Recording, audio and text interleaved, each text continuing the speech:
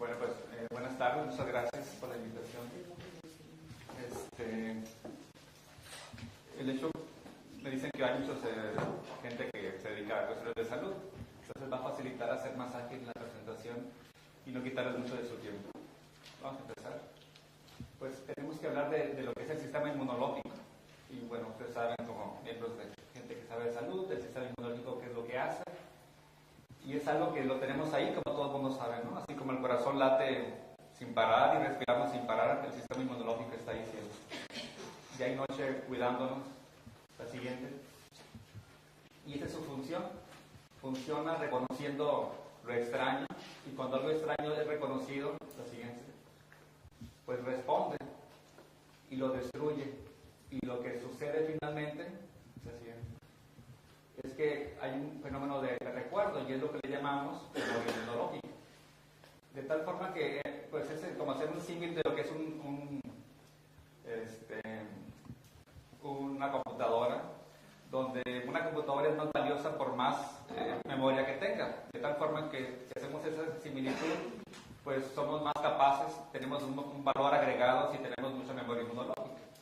Y eso tiene su historia. El doctor Paul Ehrlich, hace 100 años, se le considera que es el padre de la quimioterapia, así como de la inmunología, que comenzó a estudiar las células formes de la sangre, y él fue el que le puso a las células blancas leucocitos. Él identificaba que había unas células blancas en la sangre y se dedicó a estudiar con los recursos que existían hace 100 años, y bueno, le puso ese nombre a las células. Y fue el primero que nombró que teníamos un sistema de inmunovigilancia. Comenzó a decir que había células que ahora reconocemos como células NK y los macrófagos, como que había un sistema de orden donde todo debería de estar en orden, y que el sistema que teníamos, ahí le puso que era de inmunovigilancia. 50 años pasaron para que estos dos investigadores, pues con mayor tecnología, describieran a este sistema como un sistema de resistencia a los tumores. Y eso es reconocer que nuestro cuerpo tiene esa capacidad de resistir ante la presencia de un tumor. Hay un reporte muy interesante en la revista Nature del 2001, donde ellos refieren, se demuestra que tanto el interferón, que es una sustancia del sistema inmunológico, y los linfocitos previenen el desarrollo del tumor primario y configuran la inmunogenicidad del tumor. La siguiente. Esta es una gráfica que, bueno, es muy explícita, pienso yo, para entender la función del sistema inmunológico. Esta forma reticular, rojiza, amarillenta, es la piel, que es agredida por una astilla, y esa simple astilla es un intruso. Se activa la alarma del sistema inmunológico y las células comienzan a detectar al enemigo, ¿no? La siguiente. Y estas son las que están más cercanas y son las que comienzan a actuar más prontamente. La siguiente. Incluso en su periferia, este es el ejemplo de una vena donde van las células, los linfocitos. La siguiente. Y comienzan a haber eventos de diapéresis y quimiotaxis atravesando los poros de las venas, porque ya sabemos hace mucho tiempo que no son impermeables, ¿no? Entonces, esta célula va empezando a pasar, esta ya casi termina de pasar, y las demás están esperando para pasar y ya adherirse y destruir el extraño.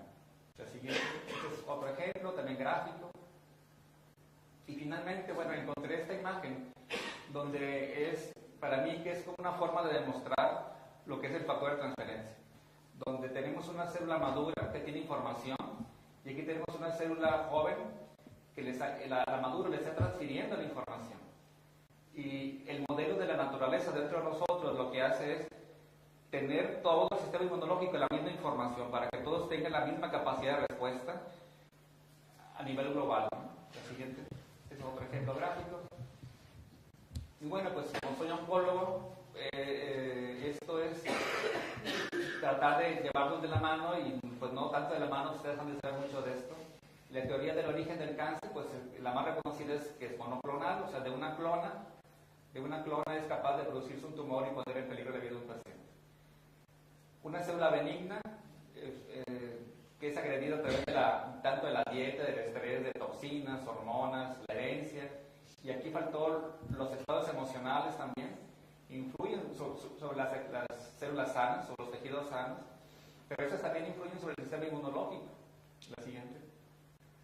y finalmente una célula se maligniza y estas se duplican y esta más y así va en forma evolutiva, ¿no? Hasta formar un tumor y que es capaz de invadirnos y poner en peligro la vida de nosotros. Eso es un ejemplo de lo que yo nombro como el modelo del manejo del paciente que tiene cáncer. O sea, ¿qué es lo que les hacemos a los pacientes que tienen cáncer? Primero tenemos que definir el paciente oncológico, pues es aquel que tiene el sistema inmunológico bajo, por eso tiene cáncer. Cuando nos llega un paciente a nuestra consulta, pues tenemos la obligación de hacer un diagnóstico. Por lo general lo hacemos a través de una biopsia, o quitamos un fragmento o todo el tejido para estudiarlo. Ya que tenemos el tipo de tumor, lo etapificamos. A grosso modo podemos decir que la etapa 1 y 2 son quirúrgicas. La etapa 3 se le da quimio neoadyuvante para rescatarlo y hacerlo quirúrgico. Y la etapa 4 pues es una enfermedad diseminada donde se intentan tratamientos de tratar de detener la velocidad de la enfermedad, pero a veces muy poco podemos hacer por ellos. Cuando consideramos el grupo, este grupo que es mayor y es sometido a cirugía oncológica, pues la cirugía oncológica se caracteriza por ser de grandes resecciones, de tiempos anestésicos prolongados y de riesgo de sangrados importantes, que finalmente se traduce en disminución del sistema inmunológico. La siguiente. Ya cuando el reporte de patología de la cirugía, por lo general el paciente lo mandamos a quimioterapia. Si ese es el caso, pues también el sistema inmunológico es agredido. Si decidimos que la radioterapia le produce un beneficio, pues también el sistema inmunológico es agredido. Y las nuevas modalidades de tratamientos es juntar quimio y radio sincrónicos al mismo tiempo. Y bueno, también si se buscan efectos benéficos, pero también se suman los efectos secundarios y el sistema inmunológico pues también es agredido. Finalmente, pues uno, como haciendo una autocrítica de lo que hago, pues hay que ser honesto y decir, pues es cuestionando el modelo terapéutico, ¿no? Primero el paciente tiene que sobrevivir al tratamiento médico. O sea, no es al cáncer. El cáncer ya fue extirpado. Entonces, el gran temor de todo el mundo es recibir quimioterapia. Entonces, es sobrevivir al tratamiento primero. El sistema inmunológico, pues difícilmente se recupera. Y a largo plazo es cuando uno se pregunta que si no se modifican los factores inductores para el cáncer y el sistema inmunológico persiste deprimido, ¿será esto la causa de que regrese el cáncer? O sea, que tenga una recaída el paciente. Pues es potencialmente probable, ¿no? La siguiente. Todas esas cosas que les comento han surgido desde hace como unos 5 o 6 años. Incluso yo tengo amigos oncólogos que les comentaba esas situaciones y me decían, pues sí, tienes razón, o sea, hay un sentido lógico en todo esto, pero pues ese no hay nada. Y es que no hay nada. Yo trabajo en un hospital del gobierno, de seguridad social, y pues como todos los hospitales tenemos un número de medicamentos a prescribir, pues y de ahí no nos vamos a salir. Entonces, fue otra de las preguntas que me hice, que si habrá algo que estimule el sistema inmunológico y no lo intoxique. Pues intoxicamos mucho al paciente con todo lo que damos, ¿no? Desde antibióticos, etcétera, etcétera, que todos reconocemos. Y hay un estudio de 1999 de la Asociación Americana de Naturopatía, donde le piden a todos sus agremiados que reporten qué están usando para subir el sistema inmunológico. Reportan 400, seleccionan 116 y finalmente 44 son los que son estudiados. Y son estudiados en relación a qué tanto estimulan la función de las células asesinas naturales, de las células NK, que son diseñadas por la naturaleza dentro de nosotros para detectar y destruir cáncer. Entonces, la siguiente. Este estudio se realiza en el Instituto de Medicina de Longevidad en San Francisco por el doctor Darrell C. Y lo que hace es que agarra cultivos de células NK y los estimula solamente con noni o aloe vera, calostro y obtiene esos resultados. El 15%, el 23%, el 18%. Y lo que encuentra es que el IP6 era lo que se encontraba en ese momento como más potente. El factor de transferencia clásico es obtenido a través de un ultrafiltrado de leucocitos del calostro bovino y sube el 103% el CNK.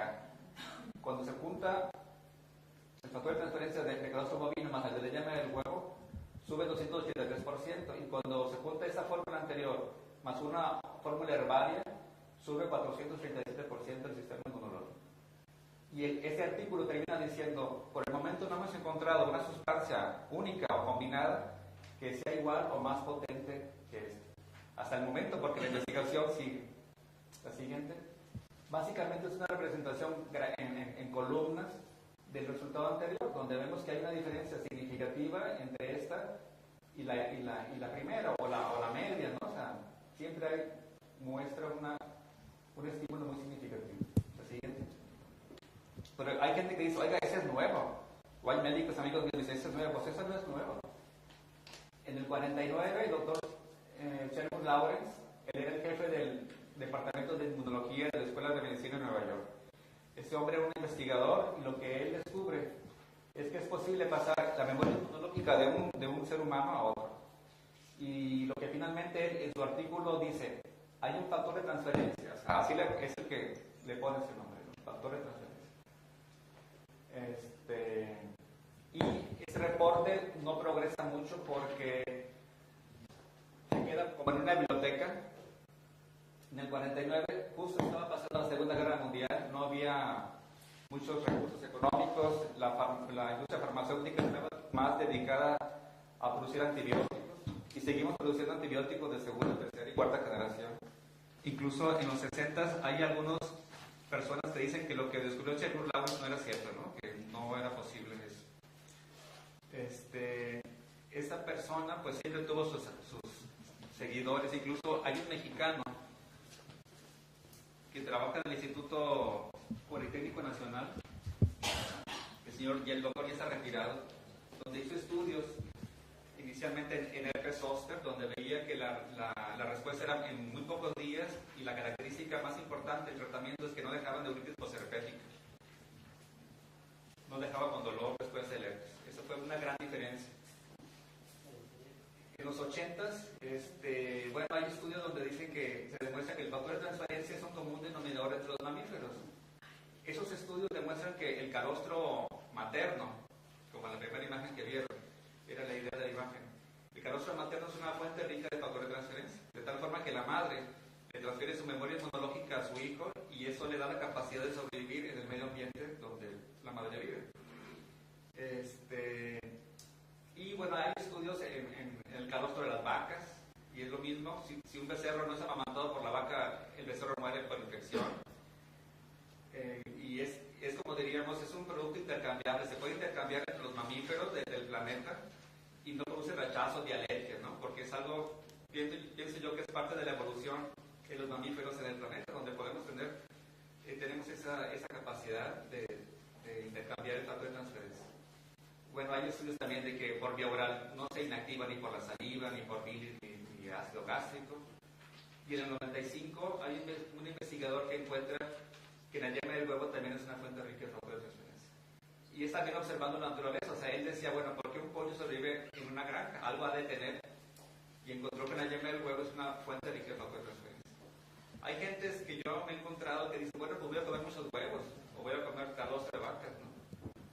Pero lo que se está haciendo es tener como un ultra concentrado, un ultra filtrado, donde no viene ni IgA, ni IgG, ni colesterol, ni vitamina D, ni otro complemento, sino es el puro concentrado de factor de transferencia.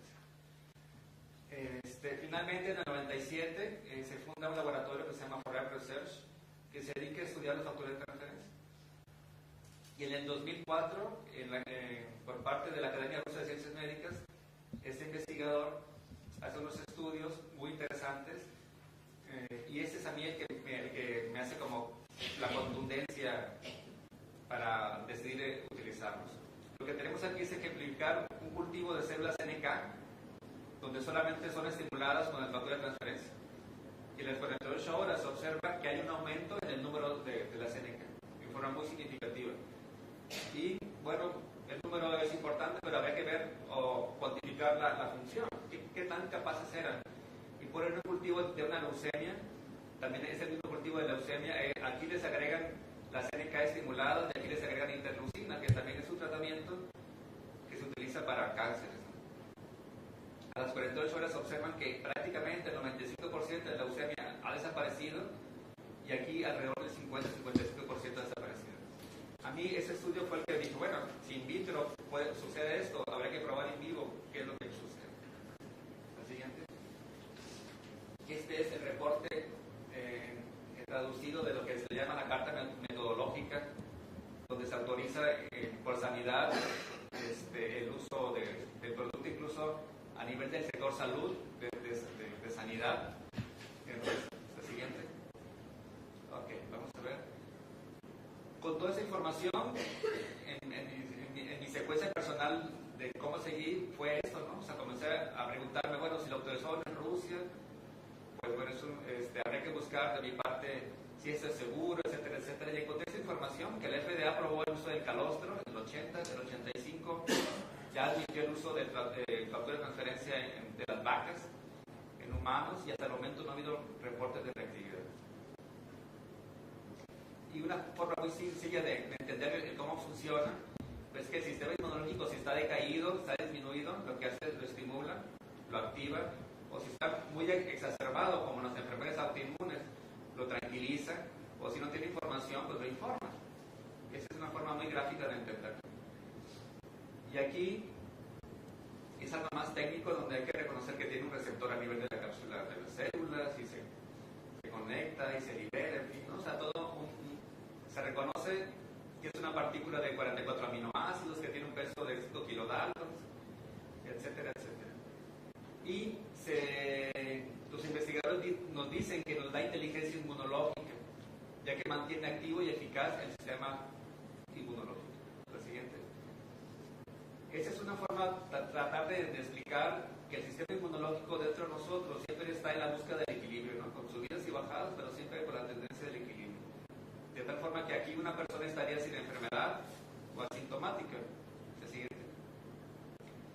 Y cuando el sistema inmunológico está disminuido, pues está en este grupo de pacientes, los que tienen cáncer, los que tienen tuberculosis, los que tienen hepatitis C, HIV, SIDA, diabetes, finalmente todos los que tengan una infección por hongos, por bacterias, virus y parásitos, se considera que tienen el sistema inmunológico disminuido. Pero también hay enfermedades que tienen el sistema inmunológico exacerbado, y a eso les llamamos nosotros enfermedades autoinmunes. Todas esas, ¿no? O sea, artritis, asma, psoriasis, lupus, esclerosis múltiple, etcétera, etcétera. A ese tipo de enfermedades, pues como sabemos, se está tratando de entender por qué surgen, y parece ser que tiene que ver la presencia previa de un virus y que partes virales caen en las articulaciones y el cuerpo las reconoce como algo extraño y el proceso inflamatorio persiste. O en los casos también, por ejemplo, de diabetes tipo 1, por lo general son niños que tienen un cuadro gripal previo, y también es la misma idea que se tiene, que las partículas virales están alrededor del páncreas y lo que hace el cuerpo es que desconoce al páncreas y lo destruye. O sea, todo tiene que ver con un estímulo previo. Y yo digo que es como si fuera un ordenador, ¿no? Donde le entra un virus informático y ya las respuestas no son adecuadas. Por más que uno le dé el enter, hace lo que quiere el equipo, ¿no? Entonces es lo que está pasando dentro de la gente que tiene tratamientos de enfermedades autoinmunes. Ahora, los tratamientos ortodoxos a este tipo de enfermedades, pues es darle medicamentos que le bajen el sistema inmunológico, de tal forma que les damos esteroides, cortisona. Y cuando la cortisona tiene efectos secundarios o no funciona, entonces le cambiamos a darle quimioterapia tomada, en poquita dosis, pero en forma crónica, y finalmente lo que logramos es deprimir el sistema inmunológico. Un medicamento muy usado es el metotrexate tomado, que finalmente el paciente le produce hepatitis química por protección. O sea, sacamos al paciente de un problema y nos metemos en otro. Yo creo que ahí el principio de la medicina pues no se logra, porque si se trata de hacer el bien, pues ahí, si la intención es buena, a veces no sucede lo que uno quiere. La siguiente. Vamos a hablar ahorita de una cosa que se llama nanofactor, y hablar de nanotecnología pues es ubicarnos en esta dimensión, con una referencia de que la cabeza de un alfiler mide 1 millón de nanómetros de ancho. Entonces el factor de transferencia está en este rango.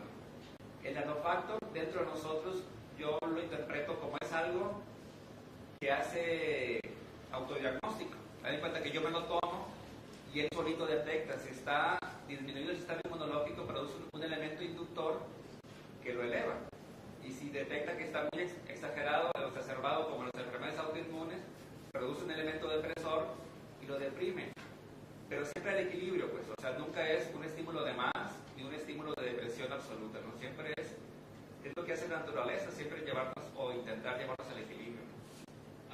Ese reporte es de mayo de este año, donde se hace un estudio la siguiente. Se le da a un grupo de pacientes factura de transferencia por 4 semanas y lo que determinan es la IgA. La IgA es una inmunoglobulina que está en las mucosas. Y lo que sucede es que se eleva en un 73% la IgA en las mucosas después de estar tomando 4 semanas de factura de transferencia. La siguiente. Ahora, ¿qué yo hago con toda esta información? O sea, ¿qué le hago yo a los pacientes que tienen cáncer? Bueno, el ideal es hacer medicina preventiva. Ahorita en mi país, por ejemplo, yo creo que la tendencia mundial es prevenir. Sale más barato prevenir que curar a alguien que tiene cáncer. Y a veces ni lo logramos. Entonces, en mi país se están haciendo campañas de bajar de peso, dejar de fumar, etcétera, etcétera. Y lógico es que si prevenimos, bueno, pues podemos vivir mejor y con mayor calidad de vida. Una recomendación sería, porque son preguntas que la gente hace, ¿no? Dice, ¿a qué edad comienza a prevenir? Una edad ideal sería alrededor de los 35 años, 35 a máximo 40. ¿Por qué? Porque es cuando comenzamos a oxidarnos, comenzamos a degenerarnos, nuestros sistemas comienzan a deprimirse. Se considera ahorita que el sistema inmunológico es como el sistema, como el gran maestro de todos, es el que está arriba de todos los demás y en conjunto nos estabilizan y nos mantienen en buena salud. Pero también lo puede tomar un niño que se enferma mucho, ¿no? Un niño que va al preescolar y que se infecta mucho, bueno, lo puede tomar como un preventivo. O va a haber cambio de clima, lo puede tomar como preventivo. Entonces eso como prevención. Y el otro gran volumen de gente es como medicina complementaria. Y eso significa que es utilizar o reconocer la ciencia y el avance que se tiene con sus bemoles, la quimio, la cirugía, la radio, pero complementando con un buen estimulante inmunológico. Entonces, vamos adelante. Para mi sorpresa fue que en MD Anderson, es el hospital oncológico de la Universidad de Texas, es en Houston, existe el departamento de medicina complementaria o integradora. O sea, dentro de ese hospital, cuando uno llega a ese hospital, le dicen, doctor, bienvenido al mejor hospital de oncología del mundo. O sea, a ese nivel se manejan ellos, ¿no? Porque es un hospital de investigación. Muchas de las cosas que ellos hacen, se investigan, se publican, la FDA los autoriza y de ahí a todo el mundo van. Entonces, fue una sorpresa muy agradable el ver que hay un departamento de medicina complementaria y ellos definen que lo que ellos sugieren son medicinas complementarias o integrativas o integradoras, pero no medicina alternativa. Es un pensamiento muy propio, ¿no? Porque dicen, se trata de integrar lo mejor para curar a un paciente. Alternativo sería, esto no sirve, lo que yo hago es lo mejor y es lo único. Eso es medicina alternativa. Entonces ellos complementan las cosas y al paciente, como en la oncología que se hace ahorita, es decirle, es como la baraja y las cartas, ¿no? O sea, esas son las cartas y usted decide qué quiere. Y bueno, pues la jugamos conforme las cartas que acepta el paciente. La siguiente. Hay medicina china, hierbas, reiki, yoga, con quimio, zinc, o sea, no tienen combinaciones, la gente dice, yo le entro esto, este hospital, esa es la página, es el hospital, el Memorial Sloan Kettering Cancer Center, ese hospital es en Nueva York, es el hospital privado más grande del mundo, que también tiene tantos recursos para hacer mucha investigación. Y en este hospital existe el departamento de medicina integrativa. Y hay un grupo de muy poquita gente, pero bueno, ahí están abriendo una brecha muy importante de ofrecer cosas interesantes a los pacientes. A mí me sorprendió mucho cuando leí esa información. Había yo leído este artículo en el noviembre del año pasado, en el Journal de Oncología Clínica aparece este artículo, donde el doctor del grupo hace este artículo, esta investigación, donde a través de acupuntura reduce el dolor y la disfunción en cáncer de cabeza y cuello después de cirugía de cuello. Entonces, ese resultado a mí, bueno, yo no hago acupuntura, pero me llamó mucho la atención porque una revista tan formal, tan seria, por decirlo también, o clásica, aceptó este artículo, y este artículo del doctor está haciendo diferencia en los pacientes, ¿no? O sea, porque tienen menos dolor y tienen menos disfunción utilizando acupuntura. O sea, se están abriendo poco a poco. Aquí tenemos algo que le decimos medicina paliativa. En oncología tenemos dos tipos de pacientes: los que potencialmente se pueden curar y los que sabemos que no se van a curar. Entonces, los que sabemos que no se van a curar, tratamos de darle eso: paliar, quitar dolor, dar calidad de vida, que el paciente coma, que duerma, que tenga sus excretos por días normales. Pero también hay pacientes pues que los operamos, les damos quimio, radiación, y al tiempo recaen. Entonces les damos quimio de segunda línea, les damos sobredosis de radiación si es posible, o rescatamos o hacemos cirugía de limpieza, o sea, hacemos algo por el paciente. Después de esas posibilidades, bueno, el paciente recae. Y ya en estas etapas de la evolución, o el paciente entra a un protocolo de investigación, o sea, se pone como conejillo de indias, o no. O se va a su casa con narcóticos, pues así le dicen: ¿sabe qué? Pues haga el testamento, que traigan la cura, que den la bendición, porque ella no hay que hacer. Y son momentos donde tanto el paciente como la familia pues se siente abandonados por los servicios médicos, ¿no? Como que ya, váyase de que me está estorbando, o no me produce ingresos, o como le quieren ver. Entonces, este tipo de pacientes, a mí me ha tocado ver pacientes que me piden que vaya a su casa, pues porque no es posible que vaya caminando el paciente. Y llego y encuentro una mesa así llena de medicamentos: 3 antibióticos, narcóticos, inyecciones, muchas cosas. Y el paciente está peor y peor, peor cada día. Entonces he decidido en ocasiones quitar, nada más dejarlo con la pura elemental, y de mi maletín saco el factor de transferencia y el que olvido. Entonces la gente así como que, doctor, y eso nada más, y vamos a intentarlo. Y he tenido respuestas que a mí me han sorprendido mucho, ¿no? Yo he tenido pacientes que el 50% del dolor desaparece, o la necesidad de oxígeno también disminuye mucho. Hay una paciente que tenía 8 litros de oxígeno por minuto, ya no le servía esa cantidad de oxígeno. En las 72 horas ya estaba a 3 litros o se quitaba el oxígeno. Hemos observado que comienzan a comer o tienen miedo a dormirse porque se van a morir, entonces ya comienzan a dormir. Incluso una paciente tenía un tumor de la mama todo fungado, todo reventado con pus y fetidez, y decidí que se lavara como todos los días y se pusiera una cápsula de polvo sobre el seno. Y comenzamos a observar que a las 12 horas la secreción comenzó a bajar, la fetidez comenzó a bajar, la tenían en el cuarto del fondo de la casa, hasta con 5 frascos de esos que son desodorantes, tratando de evitar el olor desde la putrefacción. Y comenzó a disminuir la putrefacción, la herida, la infección, etcétera, etcétera. Y la familia pues llega a veces a preguntarle a uno: doctor, pues mi tía, mi hermana, la prima está muy bien, o sea, se va a curar. Son casos donde la carga tumoral es extraordinariamente alta. Lo que uno logra es darle calidad de vida al paciente. Y no es raro que a veces, a los días, la familia me llama y me dice: bueno, pues mi papá falleció, pero le llaman para darle las gracias porque murió sin dolor, o murió tranquilo, o murió con calidad, pues, con dignidad, yo creo. Eso se le llama medicina paliativa. La verdad es que uno no quisiera seguir viendo pacientes aquí. Ojalá que todos brincáramos para acá, para prevenir. Y bueno, y aquí pues seguimos investigando cosas. Como cualquier cosa en medicina, yo digo que más que contraindicación, aquí sería como una advertencia o una sugerencia de tener cuidado. Porque el laboratorio dice que una contraindicación es en pacientes que son trasplantados. O sea, sabemos que cuando un paciente prácticamente sale del quirófano después de un trasplante de riñón, comienzan a darle inmunodepresores, medicamentos que deprimen el sistema inmunológico para que el cuerpo no rechace el órgano. Entonces aquí el temor sería subir tanto el sistema inmunológico que pudiera rechazarse el órgano trasplantado.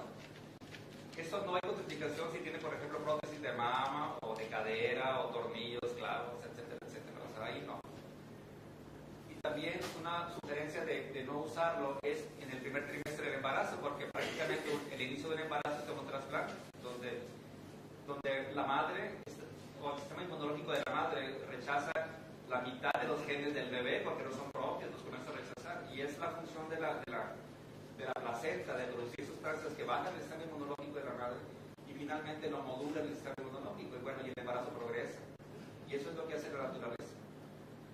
La siguiente. Finalmente es hablar de prevención. Dice aquí, bueno, que es posible la infección sin enfermedad, como también el reconocimiento y destrucción del tumor antes de que el mismo sea reconocido como una enfermedad. Yo creo que todos por ahí, entre que hemos leído o han oído, dicen, todos tenemos cáncer, no todo se desarrolla. Hay alguien que dice que entre 6 a 10 momentos en nuestra vida podemos tener cáncer. Son cálculos que han hecho. Y bueno, información, simplemente en la Wikipedia pueden buscar lo siguiente. Cosas que los pueden ir dirigiendo y discerniendo y tener opiniones, lo siguiente. Este folletín es un folleto que se distribuye prácticamente en todo el país, allá en México. Y en febrero de este año llegó al consultorio y lo estaba hojeando porque tenía un paciente que tenía un sarcoma del corazón. Y dije, bueno, pues vamos a ver qué información hay. Y hojeando la revista, la siguiente, encontré ese artículo. Dice, sistema inmune y terapia inmunomoduladora, por el doctor Gustavo Acosta Altamirano. Entonces, este extracto es lo que realmente compete a lo que es el factor de transferencia. Y habla aquí, dice que la capacidad inmunomoduladora de este procedimiento ha permitido aplicarlo de manera profiláctica o terapéutica en enfermedades de origen infeccioso, bacterianas, virales, parasitarias y fúngicas, así como en alergias, enfermedades autoinmunes y en deficiencias de la función de la inmunidad celular, y en problemas proliferativos como cáncer, Alzheimer, Parkinson y autismo, entre otras. En lo que respecta a SIDA, esa terapia es muy prometedora, ya que ha demostrado la inhibición de replicación viral. Ese doctor es una gente muy reconocida en mi país y está haciendo investigación acerca de SIDA y factor de transferencia. Y es uno de los 15 inmunólogos que hay en el país, o sea, mucha gente dedicada a eso no hay. Y les voy a presentar unos casos, unas experiencias que he tenido. Bueno, diría, bueno, pues esto no es un caso oncológico. Con el uso del factor de transferencia ya no solamente oncológicos estoy viendo, no solo llegan gente que tiene infecciones urinarias, son referidos por conocidos, amistades o de niños, o sea, es un mundo de oportunidades de ayudar a la gente. Esta es una señora que se llama Sirina, ella tiene 80 años, tiene 30 años de ser diabética. En abril del año pasado tenía celestasa depositaria positiva 3 cruces, tenía proteínas en orina 30 miligramos, 20 y nitritos 30, en fin. Y tenía leucocitos, 1050 leucos en la orina. La siguiente, eso fue abril. En mayo seguía con la esterasa 3 cruces, igual. Y él pisa por un internista donde le da el Citrovac. O sea, que le puso la señora, que es muy cuidadosa, dice, por 15 días para la infección. La siguiente. En junio, bueno, hubo una respuesta, pero persiste, tiene 330 a 350 leucos por campo. La siguiente. En junio mismo, casi a finales de junio, tenía 250 leucos por campo, persistía el problema.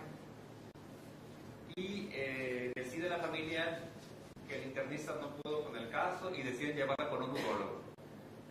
El doctor sabe mucho, es urólogo pediatra, urólogo de mujeres, de niños, de todo, ¿no? El 26 de junio la ve el doctor y le da Tabanic y le da azoguantobilol, 2 antibióticos. Eso fue el 26 de junio. La siguiente. Al día siguiente, pues el cuadro estaba igual. Bueno, tenía 2100 leucocitos. La hija de esta señora es abogado y ella es muy, así como se puede, de hierro. Entonces, con ese tratamiento y le hace el examen. Sin decisión médica, ella hace examen. La siguiente. El 7 de julio tenía 2250 leucos en la. Era casi un punto que estaba tirando la señora. Esterasa positiva, sangre de la orina. La siguiente. El 11 de julio de la semana, pues seguía la esterasa positiva, la sangre positiva, y tenía 1665 leucocitos. La siguiente.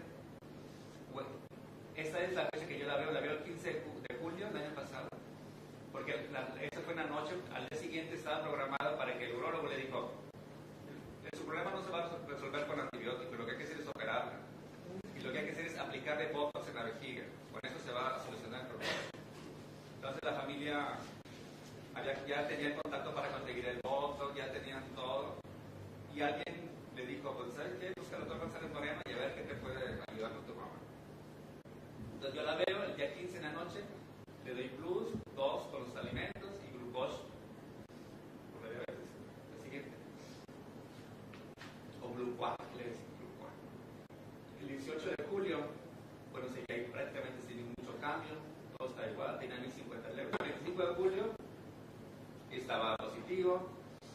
Aquí era 3 cruces, ahora tiene 2 cruces y tenía que ahora indicios nada más. Los leucos persistían. La siguiente, el 25 de julio, la que sigue. El 8 de agosto ya era una cruz, positivo, ya se negativizó, ya no había sangre y le bajó a 33 los leucocitos. El abogado habló con el laboratorio y les dijo, ¿saben qué? Está mal el estudio. Y les pidió que repitieran el estudio. Le repitieron el estudio. Y dijeron, ¿saben qué? No hay error. Tiene 33 leucocitos en orina. Y me llamó por teléfono y me dice, doctor, algo raro pasó aquí. El laboratorio dice tanto. Y yo digo, qué bueno, no estaba muy contento. Y ella estaba con duda. La siguiente. Y el 12 de agosto ya está negativo la SLA, negativo la sangre y 15 leucocitos. Entonces ya fue cuando, el máximo es 6, ya fue cuando ella dijo, bueno, como que ya le creo, como que va bien. La mamá estaba muy bien, o sea, estaba muy decaída, no comía, orina cada rato, en la noche, y comenzó a estar mejor y mejor y mejor. La siguiente. En agosto es el mismo porque ella, el abogado le dijo al laboratorio, háganle un cultivo de orina, algo ha de tener, o sea, no le quería. Entonces, en el cultivo, pues dice aquí, 0 colonias, no hubo desarrollo a los 3 días de incubación, o sea, estaba estéril la orina. La siguiente. El 26 de agosto, negativo, todo negativo, 2 leucocitos, 0, todo negativo. La siguiente, eso fue en agosto. En enero de este año, negativo, todo negativo, 0, todo 0. La siguiente. En marzo de ese año, todo sigue negativo. Tiene un tratamiento de mantenimiento ahí. La siguiente fue marzo. En mayo, todo sigue negativo. La siguiente. Este es el caso de una mujer de 47 años que en el mes de mayo del año pasado, por un UCI, una colitis ulcerativa crónica en específica y rectorragia intensa, le mandan a hacer una endoscopía y le toman biopsias y el diagnóstico es de adenocarcinoma moderadamente diferenciado y filtrante. La siguiente. Esta es la tomografía, aquí está la vejiga, el útero y el recto. El recto está ocupado por el tumor, o sea, no hay luz en el recto. La siguiente. Esta es una vista anteroposterior donde vemos que el recto, todo está tomado el recto. Esta es la vejiga, este es el útero y el tumor además sube a una parte del sigmoides también. Es una cosa enorme. La siguiente. Básicamente es la misma imagen, más extensa. Y esta paciente estaba siendo vista por oncología médica. Le comienza a dar oxiloplatino y también radioterapia con la finalidad de darle tratamiento preoperatorio. Era tanto el volumen tumoral que potencialmente iba a quedar enfermedad ahí. Entonces se decidió darle quimio y radio para achicar el tumor, facilitar la extracción y disminuir el riesgo de recaída. La siguiente. Se le dio 5.000 vueltas centígradas a toda la pelvis y me la envían después de la quimio y radio, ¿no? Yo me acuerdo muy bien que esa señora llegó pues muy debilitada, muy adelgazada, la traían 2 familiares cargándola prácticamente, tenía diarrea, sangrado, estado general, hiporexia y nada. Entonces, pues, le dije, ¿saben qué? Así ni pensar operarla, hay que nutrirla, desinflamarla, mejorar sus condiciones generales y luego vamos viendo. Entonces, después de como casi un mes y medio de manejo, mejoraron sus condiciones y le pido permiso de hacer un tacto rectal porque en aquella ocasión estaba muy lastimado. Le hago un tacto rectal y le encuentro que había como las yemas de los dedos, era lo que se tocaba como residual. La respuesta había sido buena. Le mando a hacer una endoscopía y bueno, y se confirma, ¿no?, que el cáncer persiste. Hablo con el endoscopista y le digo, yo creo que es muy poquito tumor el que tiene como para que le quitemos el recto y dejar una colostomía definitiva. Yo le comentaba que ¿por qué no intentar hacer una mucosectomía? O sea, inyectar agua abajo de la mucosa para levantar el tumor y recortarlo ahí, en fin, una serie de cosas que yo les decía. Y me dijo, pues es que eso nunca lo he hecho. Bueno, pues júntate con otro endoscopista interno, yo les ayudo. Y en lugar de decir, ok, lo intentamos, lo dirá al contrario, no, y no quiero responsabilidades, etcétera, etcétera. Entonces, yo le dije a ella, ¿sabe qué? Tiene muy poquito tumor, yo le sugiero que tome factor de transferencia. Se va a tomar 9 cápsulas al día, va a tomar el Riovida. Pero una cápsula de las que le va a tocar al mediodía, va a agarrar esa cápsula, la va a abrir y la pone en 20 mililitros de agua, la diluye y la carga en una jeringa de 20. Y con una sonda de Nelaton muy lubricada se la pone como un enema de retención, que lo mantenga ahí lo más mejor. Todos los días. Sí, doctor, ¿cómo empezó? Eso fue el 17 de octubre. La siguiente. Entonces hicimos una tomografía, no había tumor, aquí ya hay aire, cosa que no existía en otra imagen. Y lo que vemos aquí es gran fibrosis de la radiación. Pensamos operarla en diciembre y ella nos pidió que no lo operamos en diciembre. Nos como que dijo, denme chance, pasan las fiestas y en enero retomamos todo. Pero la señora iba mejorando mejor, estaba en mejores condiciones, comiendo más, muy activa. La siguiente. Y el 16 de febrero estaba programada para hacerle un abdominoperineal. Junto con otro cirujano yo le íbamos a operar y la dije 10 días antes quiero verla para revisar que todo es correcto, la sangre, y le hago contacto y no toco tumor. No le comento nada y la mando con el endoscopista y el endoscopista le hace el estudio el 30 de enero y dice aquí, sin evidencia de proceso neoplásico en el presente estudio. Entonces hablé con el doctor Lázaro Sevilla y le digo, oye, Lázaro, ¿le tomaste biopsia? Me dice, ¿a qué? Si no tiene nada. Le revisé 40 centímetros hacia adentro y no tiene nada, no hay tumor. Entonces, esa paciente, yo le dije a ella, sé que no hay tumor.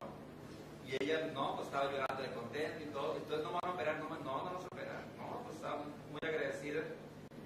Y bueno, pasó algo muy especial porque ella sale del consultorio y en el pasillo se encontró al otro cirujano. Y le dice, Alicia, ¿ya saliste para la operación? Entonces Alicia le saca el resultado y entonces le dice el doctor, ¿cómo que no tiene nada? ¿Cómo? Eso me ha dicho a mí, no tengo nada. Entonces, pues, ¿quién tomó? No, pues el doctor González le dio unas capsulitas. Ah, pues está bien. Y el día siguiente, cuando regreso al hospital, en el piso de las actividades que desarrollamos, estaban todos los médicos, pero esperándome nada más. O sea, yo llegué y llego así, y los veía con una actitud así como de algo que harían estos, ¿no? Y ya me dice, oye, ¿qué le has hecho a Alicia? No, pues le dimos oxaloplatino, comprar papá 5,000 centigrays y la pelicito. No. ¿Qué le hiciste a Alicia? Que está también. Le dimos factor de transferencia. ¿Y qué es eso? Y ya les explico un poco. Y hay un médico que es muy incisivo, no es posible que algo tan simple pueda hacer esto. Le dije, es posible que la simpleza sea el resultado de grandes problemas y nosotros simples del pensamiento no estamos buscando esas cosas. Otro me dijo, oye, hacemos un protocolo de investigación junto con la universidad, pues lo hacemos. Y sale otro médico que me dice, oye, yo tengo un paciente así, me echas la mano, claro. Oye, mi tío tiene tal problema, ¿me puedes echar la mano? Sí, cómo no. Entonces, así ha surgido eso, pues. La cuestión es que, afortunadamente, no hubo necesidad de tener enfrentamientos de cosas complicadas, ¿no? El caso lo decía todo. Esa señora se reintegró a sus actividades laborales, o sea, está trabajando en abril, vamos a pasar y en abril de este año se le hace una tomografía, no tengo las imágenes, pero bueno, aquí está el reporte, dice estudio dentro de parámetros normales, y lo firma el jefe de radiología. Y en agosto de este año le hacen otra endoscopía de control y sigue libre sin tumor, y la señora sigue trabajando y en excelentes condiciones. La siguiente. Es el control donde hay más fibrosis de la radiación tardía, efectos tardíos de la radiación, pero sin otra cosa. Y sigue tomando factor de transferencia. Ella me dijo, oiga, ¿lo dejo de tomar? Y que yo digo, yo que usted no lo dejaba. No, ¿verdad? No. Lo que hicimos fue bajarle la dosis a una dosis de mantenimiento, ¿no? Este es el caso de una mujer de 38 años. Esta mujer fue vista en forma muy superficial inicialmente y se consideró que lo que tenía era un tumor una fístula perirectal. Entonces, la manipulan, lo bueno que se les ocurre tomar una biopsia, lo que reportan es un tumor de células claras, neoplasia maligna con patrón de células claras y papila. Imagen sugerente de lesión metastásica. O sea, la doctora le hacía pensar que ese tumor venía de otro lado. Y luego aquí dice descartar riñón o ovario. Requiere inmunizoquímica. La siguiente. Aquí traté de rescatar la información de esos espacios y se borró mucho. Pero es donde le hacen la inmunizoquímica en la Ciudad de México, en el Hospital Inglés. La siguiente. La otra. Y aquí la otra final. No, esto va a pasar para atrás. Ahí está. Aquí la doctora sugiere que se descarte el primario en los ovarios y que realmente lo que tiene es un cáncer de células claras. La siguiente. Entonces le hacemos la tomografía y dice que ovarios y lesión. Presencia de ganglios aumentados de tamaño del lado derecho, con algunos ganglios en la región inguinal del mismo lado. En la región perineal y medial del glúteo derecho se identifica lesión sólida de contornos irregulares que mide 8 por 4 centímetros. Y su probable sarcoma. Esta mujer tenía clínicamente un gran tumor que estaba en el glúteo derecho, pasaba a un lado del recto, infiltraba el periné, llegaba a los daños mayores y reventaba por la ingle. Y es una cosa enorme. La siguiente. Entonces, el doctor de oncología médica le comienza a dar quimio, no funciona gran cosa. Yo le propongo darle radiaciones, porque el doctor de la quimio, cuando llegó la señora esa, me dijo, doctor, me mandaron con usted porque me van a dar quimio. Y el doctor me dijo que me vaya preparando psicológicamente porque me tiene que quitar la pierna, el glúteo y hacerme una colostomía. Y que ese va a ser el precio de estar vivo. Entonces, bueno, decidí empezar con la radiación, pero operatoria también era. La siguiente. Y aquí es bueno, es un mundo de información, pero el doctor dice pues, que están en malas condiciones, que las cosas no están bien, etcétera, etcétera. La siguiente. Y yo le propongo que tome foto de transferencia. ¿Se ve que le digo, tome foto de transferencia? Tome Río Vida, es otro producto también. Y va a agarrar una cápsula, igual, una cápsula, se lava todos los días y se pone el polvito de medida. Bueno, se empezó. Le quiero ver cada 10 días. Y cada 10 días el tumor iba bajando. Y cogiéndose ya mejor y mejor. Pues iba tan bien que decidí darle una sobredosis de radiación porque el tumor era muy pequeño ya. La siguiente. Finalmente quedó una llaga, una abertura como de 5 por 2 centímetros. Era de fondo limpio, no había necrosis, no escurría realmente nada. Entonces le propuse que se hiciera un PET. Le dije, si tenemos evidencia que es el único sitio de enfermedad, la opero de aquí. Y si hay otro problema a distancia, pues habría que planear algo. Entonces en el PET, aquí se ve que no hay nada en el resto del cuerpo, eso es funcional. Y aquí es el periné, esa es la siguiente. Y aquí realmente se ve la lesión, ¿dónde está? Ese es el isquio, aquí está la lesión marca aquí y marca aquí. Okay. Entonces la operamos, tratamos de quitar el mayor posible tejido y la reconstruimos. Y este es el reporte de patología, dice el patólogo: piel y tejido fibrodiposo con fibrosis nodular intersticial cicatrizada, o sea que la herida iba cicatrizando, hemorragia antigua y cambios inflamatorios de tipo crónico reactivo. Bueno, esto es parte del proceso tanto de la agresión de la radio como del factor de transferencia. O sea, había muchas células inflamatorias focalizadas, asociado a un foco microscópico único, central, menor de 2 milímetros, de tumor maligno de células claras, pleomórficas, con bordes quirúrgicos ampliamente sin lesión aparente. O sea, del gran tumor que tenía inicialmente le quedó un tumor menor de 2 milímetros de residuo. Esa paciente, eso fue en agosto del año pasado. Ella pues está viva, sin enfermedad, todos sus controles son negativos y pues conserva la pierna, el glúteo, el recto, la vulva, o sea, todo, ¿no? O sea, ahí yo creo que cumplimos todo con lo que sería el ideal del manejo oncológico, ¿no? Conservar la vida, la función y hasta lo estético, aunque bueno, no es una parte que se exhiba, pero estéticamente quedó muy bien. La siguiente. Y por último, este es un caso de una mujer que a finales de febrero llegó al hospital con una trombosis venosa profunda. Se hospitalizó, se manejó por angiología tal cual, ¿no? Con anticoagulantes, antibióticos, etc. Y buscando el porqué de la trombosis se encontró ese tumor. Es un tumor retroperitoneal muy grande. El proceso para que llegara con nosotros estuvo 3 semanas, la dieron de alta, sacaron citas, se pasó como 2 meses. Llegó conmigo y llegó en muy malas condiciones, no podía ni caminar, con mucho olor, sudorosa, se veía muy mal. Entonces, se mandó a hacer los exámenes preparatorios, todo el protocolo preparatorio. Y tenemos una amistad en común, entonces ella me expresó libremente, me dijo, oiga, ¿puedo tomar factor de transferencia? Le digo, vale la pena que lo tomara. Y cuando regresa para ya confirmar la cirugía, pues yo la veo caminando bien, o sea, caminaba derechita, sin dolor, llegó y se sentó. ¿Cómo se siente? Pues esa cosa le cayó muy bien, me siento muy bien. Perfecto. Entonces, la operamos, pues esa lesión era irresecable, o sea, aquí se ve una sombra de la aorta. La cava, pues quién sabe dónde andará. Lo que hago es abrir, tomo unas muestras, ese es el riñón que ha sido luxado por el tumor. Le toman muestras, la patóloga me dice que es material suficiente para el diagnóstico y que ese tejido es compatible con un linfoma. Va a hematología, el hematólogo le pide inmunistoquímica y la mandan a un laboratorio que yo no conocía que es la inmunistoquímica. Y la inmunistoquímica dice que, pues, que no es concluyente. Entonces el hematólogo le comenta, ¿sabe qué, señora? Yo no puedo hacer tratamiento si no hay inmunistoquímica. Entonces la mando que le estudien los internistas. Para esto, pues, le digo, cualquier cosa, viene y me avisa, quiero estar pendiente de la evolución.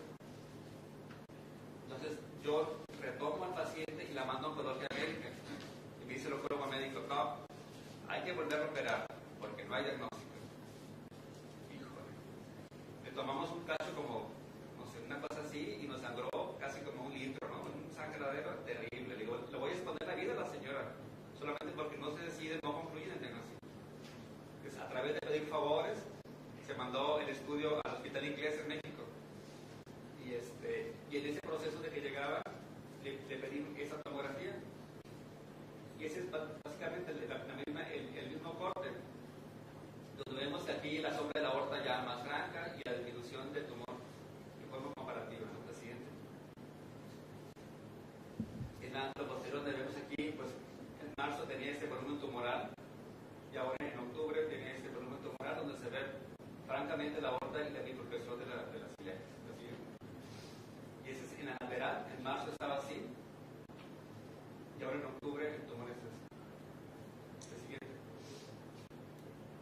Entonces aquí vemos cómo la aorta baja y está prácticamente sobre la cara anterior superior del tumor y la distancia de la cara posterior a la cara anterior de las vértebras pues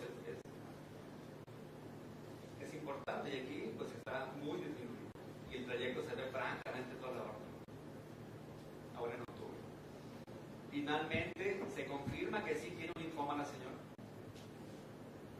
No hay duda, pues que es un linfoma. Entonces, de marzo a octubre, lo que ha sucedido es que ella ha tomado factor de transferencia y Rovida, no otra cosa. Y el tumor se redujo en un 30%. Ahorita está en quimio la señora. Cuando le dije, va a ir con el hematólogo con el papel para que le den quimio. Porque usted potencialmente es curable. O sea, si el factor hizo todo esto, más quimio, se va a curar usted. La siguiente.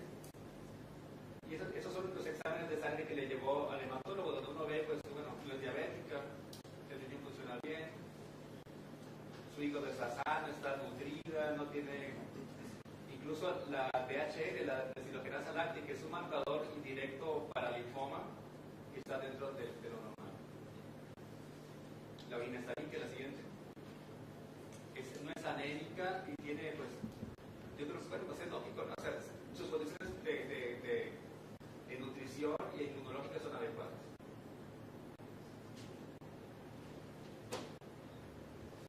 Y finalmente ese es el mensaje que les quiero dejar, que no pretendamos que las cosas cambien si siempre hacemos lo